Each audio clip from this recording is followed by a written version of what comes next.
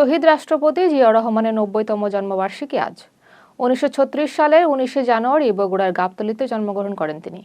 বহুদলীয় গণতন্ত্রের প্রবক্তা হিসেবে ইতিহাসের স্মরণীয় সাবেক শহীদ রাষ্ট্রপতি জিয়াউর রহমান বিভিন্ন রাজনৈতিক দল ও সংগঠন দিবসটিকে গভীর শ্রদ্ধাভরে পালন করছে।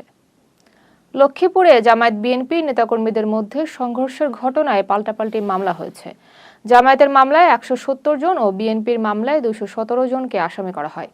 ঘটনায় উভয় পক্ষের অন্তত ১৫ জন আহত হন।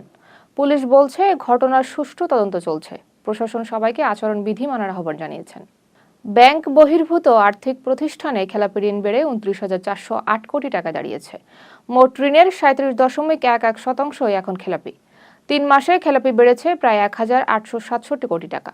বাংলাদেশ ব্যাংক বলছে পিকে হালদার কেলেঙ্কারির প্রভাব এখনো কাটেনি। আগামী ১-২ দিন সারা দেশে তাপমাত্রা প্রায় অপরিবর্তিত থাকতে পারে, তবে বুধবার থেকে তাপমাত্রা কিছুটা কমে শীত বাড়তে পারে। কুয়াশার ঘনত্ব বাড়ার সম্ভাবনা রয়েছে। আবহাওয়া অধিদপ্তর বলছে এই শীত দীর্ঘস্থায়ী হবে না। বিএনপি চেয়ারম্যান তারেক রহমানের সঙ্গে আজ ঢাকায় নিযুক্ত মার্কিন রাষ্ট্রদূত ব্রেন ক্রিস্টেনসেন সাক্ষাৎ করবেন। গুলশানে তার রাজনৈতিক কার্যালয়ে বৈঠক অনুষ্ঠিত হওয়ার কথা। দ্বিপক্ষীয় সম্পর্ক ও ত্রয়োদশ জাতীয় সংসদ নির্বাচন নিয়ে আলোচনা হতে পারে।